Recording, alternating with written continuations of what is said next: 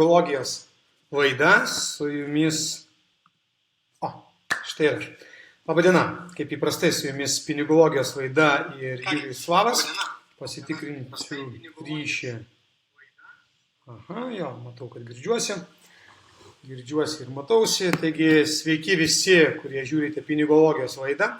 Tai yra Starfish Academy įmonės organizuojama laida ir aš esu Julijus Slavas, vienas iš Starfish Academy įkūrėjų bei Pinigologijos laidos vedėjas. Priminsiu, kad Starfish Academy misija yra kurti aplinką žmonėms, kurie nori tobulėti, kurie nori augti ir daryti tai kartu, besidalindami savo patirtimi, besidalindami žiniomis ir mokydamisi kartu, bei to pačiu darydami bendrus veiksmus. Ir vienas iš mūsų pagrindinių tikslų yra sukurti didžiausią finansiškai nepriklausomų žmonių bendruomenę, kuri tokia ir taptų dėka šių veiksmų, apie kuriuos ką tik pasakojau, dėka to, kad jie kartu mokosi, dėka to, kad jie dalinasi kiekvienas savo suvokimu ir savo patirtimi ir dėka to, kad jie daro bendrus veiksmus kartu, padedami vieni kitiems kurti pasyvias pajamas, investuoti ir generuoti įvairias idėjas, tam mes ir darome mūsų bendruomenėje, o Pinigologijos laida taip pat prisideda prie to, kad šviesti apie finansinį raštingumą, verslumą, investavimą ir kitokios kokybės pajamų generavimo būdus visuomenė, tame tarpe ir jūs, kurie žiūrite šią laidą šiandien kaip tik 16:30, to laiku, kada jinai įprastai pas mus ir vyksta. Taigi pasižiūrėkime, kiek pas mus dabar yra gyvų Pinigologijos laidos žiūrovų. Puiku, žiūrovų skaičius didėja. Jeigu manote, kad ši laida galėtų būti įdomi kažkam iš jūsų kolegų, pažįstamų, draugų, tiesiog pasidalinkite įrašu arba šituo įrašu Facebook'e, kurį dabar pastebėjote ir prisijungite prie laidos, su jais nusiųskite jiems nuorodą tiesiogiai arba pasidalinkite savo Facebook'o sienoje ir jie turės galimybę lygiai taip pat prisijungti prie mūsų laidos. Primenu, kad visos laidos metu jūs galite užduoti klausimus tiesiai iš čia po Pinigologijos laida esančiame komentaro lauke. Tiesiog rašykite klausimus, kuriuos norėtumėte, kad aš atsakyčiau laidoje. Ir taip pat, aišku, galbūt kažkokius klausimus, kuriuos norėtumėte, kad atsakytume kitoje laidoje, galite rašyti visus klausimus ir verta jūs rašyti ne tik tais dėl to, kad gausite atsakymą į jį, o taip pat ir dėl to, kad tai yra galimybė laimėti vertingų, naudingų prizų. Tiesiog už geriausiai užduotą klausimą, kaip jau yra laimėjęs ne vienas mūsų Pinigologijos laidos žiūrovas. Kaip įprastai mes turėsime keletą rubrikų ir pirmoji iš jų yra tam tikrų naujienų, ekonomikos fono, pasaulio arba Lietuvos mastų apžvalga ir tam tikrų įžvalgų iš to pasidalinimo su jumis. Lygiai taip pat po to žiūrėsime į sėkmės istorijas tų žmonių, kurie vienaip arba kitaip pritaiko žinias, kurias mes suteikime mūsų mokymuose. Taip pat pasakosiu, kaip jums tai pavyko. Ir, aišku, Pinigologijos žodynas, Starfish Academy žodynas, susijęs su investavimu, su pajamomis, su finansais, apie tai irgi kalbėsime. Ir, aišku, klausimai bei atsakymai į tos klausimus, kurie rūpi jums, taip pat laukia pabaigoje mūsų laidos. Taigi pradėkime nuo mūsų pirmosios rubrikos ir norėčiau šiam kartui dėmesį jūsų atkreipti į du tokius atrodytų panašius, bet tuo pačiu ir skirtingus dalykus, kaip pinigai ir valiuta. Įprastai mes galvojame, kad tai yra tas pats dalykas, bet iš tiesų tai yra du skirtingi dalykai. Ir taip pat pakalbėsime apie tai, kuogi kriptovaliutos čia susijusios ir kam jas reikėtų priskirti, ar prie valiutų visgi, ar prie pinigų. Taigi, ko gero, suvokėte, kad pinigai ir valiuta tai yra ir vienas ir kitas skirtas atsiskaitimui tam, kad mes galėtume įsigyti vienokį ar kitokį daiktą arba paslaugą, kurios mums reikia, tačiau yra tam tikri nedideli skirtumai. Jeigu esate domėjęsi, tarkime, Mike'o Malūnį informaciją, tai yra žmogaus, kuris yra aukso sidabro investavimo advokatas, galima būtų taip sakyti, tai jisai išskiria keletą bruožų, kurie yra būdingi tiek valiutai, tiek pinigams, tačiau vienas iš jų yra skirtingas ir jisai yra būdingas tik tais pinigams. Ir kodėl aš apie tai pasakoju, netrukus to jums pasakysiu, bet jeigu taip trumpai apibūdinti, kuo skiriasi visgi valiuta nuo pinigų, tai pagrindinis dalykas tai yra vertės išsaugojimas. Tiek valiuta, tiek pinigai, tam, kad galėtume jas naudoti kaip atsiskaitimo priemonės, turi kitus bruožus, tokius kaip, pavyzdžiui, dalumas, kad mes galėtume išdalinti kažkokį stambesnį vienetą į mažesnius ir tą mes turime galimybę daryti. Pavyzdžiui, 100 eurų galime susmulkinti po 1 eurą ir dar smulkiau. Lygiai taip pat jie yra mainomi, reiškia, kad aš galiu jums duoti gražos, pavyzdžiui, už tai, kad jūs man davėte 100 eurų, galiu duoti gražos 50 eurų, kuri yra daugiau negu mano, sakykime, parduodamos arba perkamos iš jūsų prekės arba paslaugos kaina. Lygiai taip pat jie turi turėti galimybę nešioti, jūs galima transportuoti iš vienos vietos į kitą ir tai daryti nesudėtingai, ką mes ir galime daryti su šiais laikais vietoj pinigų naudojama valiuta. Bet iš tikrųjų pagrindinis skirtumas visgi, kuris yra tarp valiutos ir pinigų, yra vertės išsaugojimas ilguoju laikotarpiu. Ir kaip ko gero sutiksite, mes matome su jumis tai, kad valiuta neišlaiko savo vertės, neišlaiko savo perkamosios galios ilguoju laikotarpiu, dėl to, kad ją galima spausdinti neribotais kiekiais. Ką mes ir matome su jumis dabar Europoje ir Amerikoje, kur buvo vykdomi kiekybinio vadinamo skatinimo etapai, kai tiesiog buvo spausdinamas didžiulis kiekis popierinių arba virtualių, galima jau sakyti, kadangi tie popieriniai pinigai jau dabar didžiąją dalimi yra tiesiog banko kompiuterio ekranuose ir sąskaitose žmonių arba bankų. Tai dideli kiekiai valiutos buvo spausdinami ir natūralu, kad valiutos perkamoji galia nuo to mažėja, kadangi galioja viskam pasiūlos ir paklausos dėsnis, kas reiškia, kad jeigu yra didelė pasiūla kažkotais, tai to daikto vertė kaina krenta. Ir tas įvyko ir su valiuta. Jeigu mes turime didelį kiekį valiutos, natūralu, kad vienos valiutos vieneto kiekis, vienos valiutos vieneto perkamoji galia mažėja, kadangi jų yra labai daug ir už vieną vienetą mes galime nupirkti mažiau kažko tais, ko galėtume nupirkti anksčiau. Tuo nepasižymi pinigai, tikrieji pinigai, kadangi jie yra riboto kiekio ir, pavyzdžiui, kodėl auksas ir sidabras jau daugiau negu 5000 metų yra priskiriamas ir laikomas tikraisiais pinigais, būtent dėl to, kad tiek aukso, tiek sidabro kiekis pasaulyje yra ribotas, jo negalima išgauti daugiau negu yra tiesiog žemėje. Aišku, yra ir kiti resursai, kurie yra riboti, bet jie netitinka kitų valiutai ir pinigams skirtų kriterijų. Pavyzdžiui, nafta, sakykime, galėtų būti laikomi pinigais, tačiau ją sunkiau transportuoti, sunkiau uždalinti ir dėl to jinai nėra laikoma pinigais. O auksas sidabras, jisai būtent atitinka šios kriterijus. Ir kodėl mes kalbame apie tai, ar kriptovaliuta turėtų būti laikoma pinigais ar valiuta? Būtent kaip tik dėl to, kad šiuo metu, ko gero, jeigu šiek tiek domėjotės šią temą, matote pasaulyje daug naujienų ir visiškai nesenai vėlgi buvo paskelbta eilinė naujiena, kad viena iš kriptovaliutų, arba galima sakyti pirmoji kriptovaliuta, tai yra bitkoinas, jinai peržengė jau $1700 kainą, kas reiškia, kad iš esmės jinai labai išbrango per paskutinius keletą mėnesių ir dar prieš keletą mėnesių jinai pirmą kartą istorijoje tapo brangesnė negu auksas. Reiškia, vieno bitkoino kaina peržengė tuo metu $1250 už vienetą, kai auksas tuo metu kainavo 1240.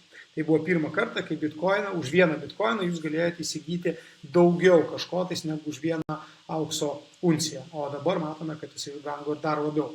Tai iš tiesų, dėl ko tai vyksta, galima būtų spėlioti, daug įvairių skirtingų teorijų galima pritaikyti, kad tai yra, sakykime, tam spekuliaciniai sandoriai ir panašiai, bet iš tikrųjų aš visgi laikyčiau bitkoiną daugiau panašių į žaliavas, netgi todėl verta būtų vadinti ne kriptovaliutomis, o kriptožaliavomis galbūt šitą dalyką, kadangi jo kiekis ir kitų kriptovaliutų, kurios, sakykime, yra atkartojančios bitkoiną ir atsiradusios dabar ne vienas ir ne du vienetų, jų kiekis yra užprogramuotas kaip ribotas. Jų negalima prigaminti daugiau negu yra numatytas maksimalus jų kiekis. Atrodytų, kas yra tas numatytas ir galima daryti prielaidas, kad galima padidinti tą numatytą kiekį vėliau, bet algoritmai, kuriais tai yra daroma, iš tiesų yra labai labai sudėtingi. Ir pats principas ir prigimtis bitkoinų ir kitų kriptovaliutų iš tos pusės, kad tai yra paskirstyta necentralizuota sistema, reiškia, nėra vienos kažkokios organizacijos, vienos kažkokios įmonės, kuri kontroliuotų bitkoinų išgavimą arba kitos kriptovaliutos išgavimą, neleidžia būtent šito dalyko padaryti, todėl yra tiesiog ribotas kiekis, kiek bitkoinų iš viso galės būti pagaminta ir kol kas, aišku, jis dar yra nepasiektas, kaip ir aukso ir sidabro kiekis, aišku, visas iš žemės dar yra neišgautas, bet kuo toliau, tuo sunkiau tampa išgauti, tuo brangiau kainuoja išgauti vieną aukso unciją arba sidabro unciją, lygiai taip pat kaip ir išgauti vieną bitkoiną, kitaip tariant, virtualiai jį pagaminti arba iškasti, tai miningų vadinama procedūra, tampa vis brangiau, dėl to, kad artėjama prie to kiekio, kuris yra numatytas, aišku, jisai dar yra pakankamai toli nuo to maksimalaus kiekio, bet būtent dėl šito ribotumo jisai yra užprogramuotas išlaikyti savo vertę, savo perkamąją galią ilguoju laikotarpiu, taip pat kaip ir auksas ir sidabras. Ir būtent dėl šitos priežasties aš jį verčiau žiūrėčiau kaip į kripto žaliavą, kas reiškia, kad iš esmės tai galima būtų irgi laikyti tikraisiais pinigais. Ir verta būtų pagalvoti, kodėlgi neturėti dalį savo santaupų, netgi kriptovaliutą. Jeigu anksčiau galima buvo laikyti, kad verta turėti bent jau pusę savo santaupų auksų sidabro, kaip tikruoja pinigų ekvivalentų, kuris išlaiko vertę ilguoju laikotarpiu, ir dalį pinigų santaupų galėtume turėti grynais pinigais, tai dabar galbūt verta pagalvoti apie tai, kad dalis tų santaupų galėtų būti ir kriptovaliutų pavidalu. Na, vėlgi, kurias iš jų rinktis, čia galėtų būti atskira ilga diskusija, beje, šiandien mūsų Starfish Academy vidinės grupės narių susitikime mes turime tokią vidinį ratą žmonių bendruomenės grupę, kurioje jau yra aktyviausi mūsų bendruomenės nariai, pasišventę aktyviems veiksmams, kurios nori daryti kartu. Ir šiandien kaip tik vyksta vakare po mūsų pinigologijos laidos jo susitikimas ir joje mes kaip tik turėsime svečią, kuris yra būtent ekspertas kriptovaliutų ir jisai pasakos mums apie tai, kas tos kriptovaliutos yra, kaip jas iš tikrųjų reikėtų naudoti, investuoti ir kokios jos perspektyvos. Ir Starfish Academy bendruomenės uždaroje grupėje kaip tik apie tai bus transliacija, Facebook'o gyva transliacija. Deja, jinai prieinama tik Starfish Academy bendruomenės nariams. Jeigu norėtume sužinoti, kaip galite įstapti, nueikite Starfish Academy puslapį arba tiesiog parašykite mums ir mes apie tai papasakosime jums. Taigi, kriptovaliutos, mano nuomonė, visgi labiau būtų priskiriamos pinigams ir netgi kripto žaliavoms, galima būtų taip pavadinti, negu valiutai. O štai tai, ką mes su jumis naudojame šiais laikais, kaip pinigų analogą, eurai, doleriai, rubliai ir visa kita, tai jau yra valiuta, kurios vertė dėja, bet visą laiką mažėja dėl to, kad jos kiekis yra neribotas ir yra kontroliuojamas centrinių bankų. Tai yra, kai jie nusprendžia spausdinti daugiau jų, tuomet daugiau kiekio ir atsiranda. Apyvarto natūralu, aišku, tada ir perkamoji vertė mažėja. Ne taip kaip mūsų ką tik su jumis aptartų žaliavų, tokių kaip auksas sidabras arba kripto žaliavų, ne kripto valiutų. Kągi, laikas trumpai reklaminiai pertraukėliai, po kurios mes pratęsime su jumis pinigologijos laidą ir pakalbėsime apie tai, kokiosgi dar naujos sėkmės istorijos atsirado Starfish Academy bendruomenėje ir kaip tai tiem žmonėms, su šiandien konkrečiai Ramunės istorija bus, kaip jai pavyko padaryti tai, kad pas ją jau atsirado pirmų pasyvių pajamų iš tam tikrų investicijų. Kokių ir kaip jinai tai padarė po trumpos reklaminės pertraukėlės.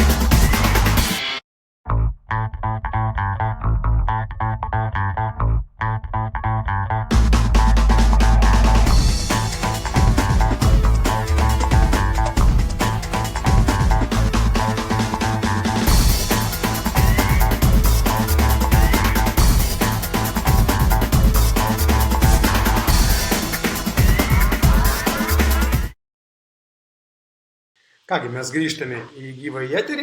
Primenu, kad jeigu jūs turite klausimų, juos galite rašyti štai čia komentaruose ir mes būtinai apžvelgsime tos klausimus su jumis kartu šiek tiek vėliau pinigologijos laidoje.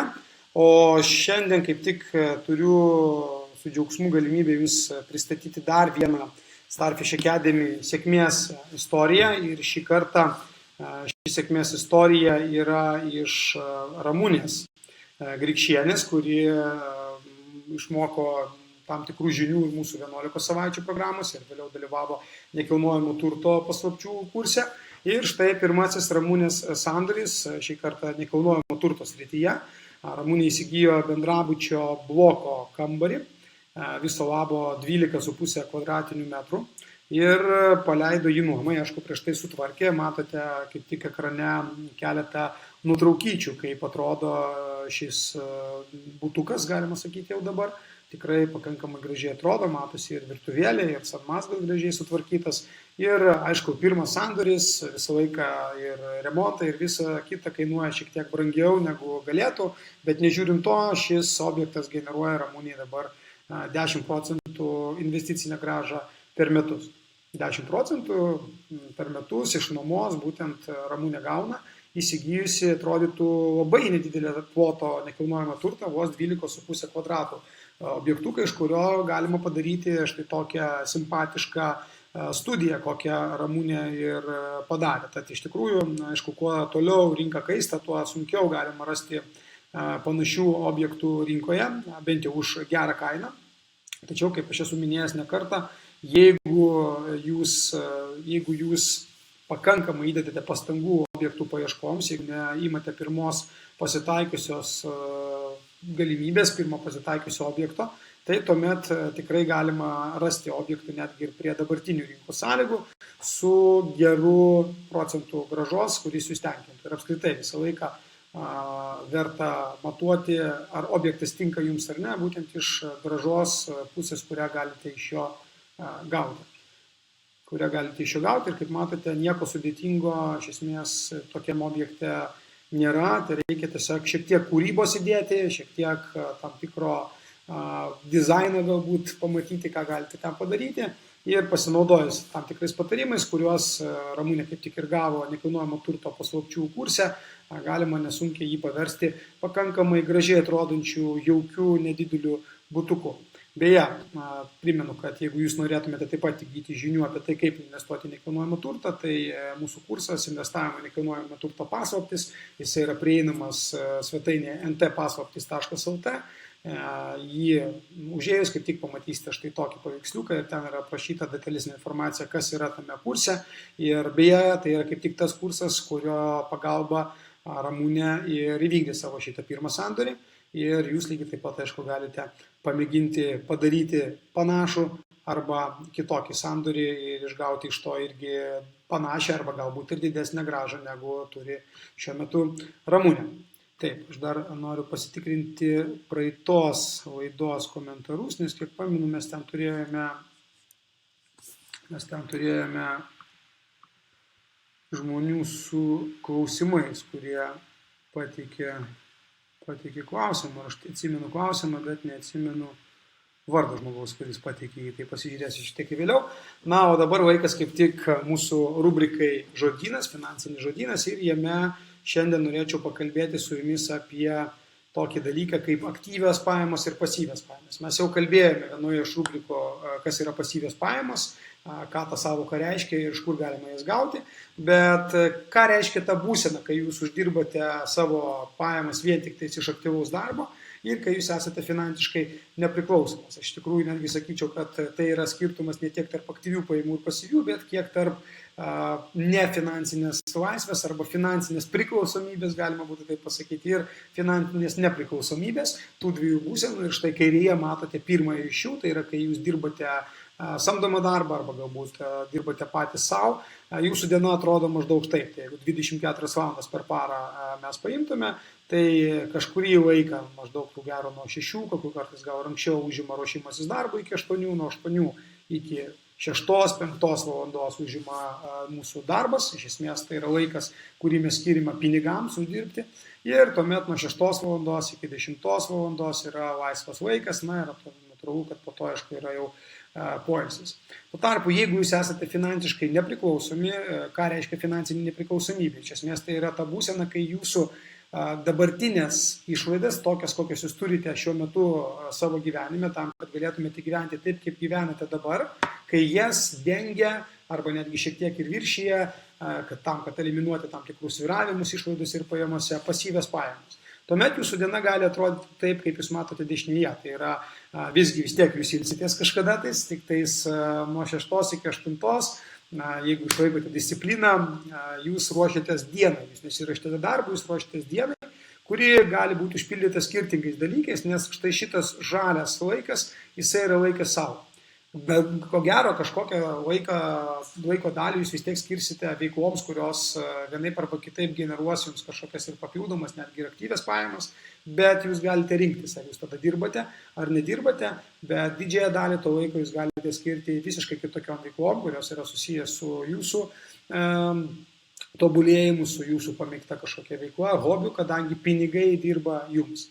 Jeigu taip paprastai kalbant, iš esmės jūs bent jau 8 valandas per dieną susigrąžinate atgal savo ne pinigų, bet laiko krepšelį, ir štai tos 8 valandas yra tai, ką jūs galite eikvoti kitur, leisti kitur, negu tik tais darbų dėl pinigų, kai esate pasiekę finansinę nepriklausomybę ir jūs turite galimybę rinktis, ar dirbti dėl pinigų, ar leisti pinigam dirbti už jūs, o patys laiką skirsite kažkokiom kitom veiklom. Tai būtent apie tai mes ir mokome Starfish Academy mokymuose, ir apie tai yra mūsų bendruomenė, kurio, kaip ir minėjau, vienas iš pagrindinių tikslų yra sukurti didžiausią finansiškai nepriklausomų žmonių bendruomenę. Tai yra būtent tokių, kurie turėtų dieną panašią į štai šitą dešinėje pusėje esantį paveiksliuką, ir tas laisvas laikas būtų skiriamas prasmingom veiklom, tom veiklom, kurios jie norėtų dirbti, o ne tom, kurios yra būtinos dirbti tam, kad uždirbti savo būtinų pajamų, iš kurių galėtume gyventi.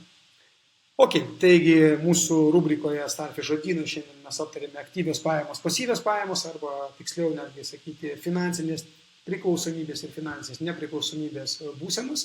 Taip pat pasižiūrėjome į Ramunės sėkmės istoriją ir pakankamai nesudėtingą sandorį, kuris generuoja į 10% pasyvių pajamų grąžos pavidalų, 10% grąžos.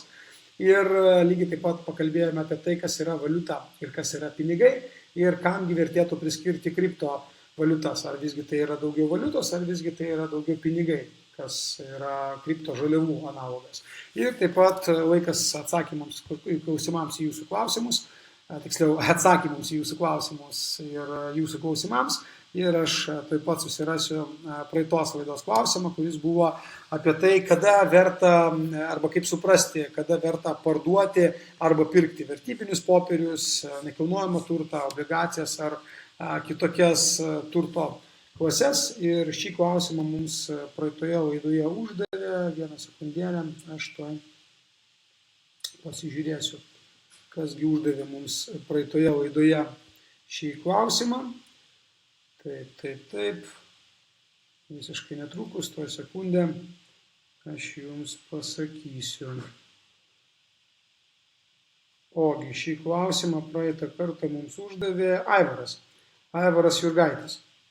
Tai, Aivarai, jeigu trumpai atsakymas į paties klausimą, kaip suprasti pagal poreikius, kada galima įsigyti, o kada galima parduoti akcijas, obligacijas ar tą patį nekilnojamą turtą, yra tiesiog grąža, kurią jūs gaunate. Taip, jeigu jinai atitinka pagal jūsų strategiją, aš jau minėjau tai ne kartą, tuomet tai gali būti tinkamas jums sandoris, ir jeigu jūs savo strategijoje nusimatote įėjimo momentą ir išėjimo momentą, tai tuomet, kai pasiekiamas sąlygos atitinkančias išėjimo akimirką, jūs ir parduodate. Kas reiškia, kad pavyzdžiui, sakykime, prekyboje vertybiniais popieriais, tai gali būti tam tikras pelno procentas. Kai jūs pasiekėte tam tikrą pelną nuo jūsų įsigytos kainos, jūs tiesiog uždarote poziciją.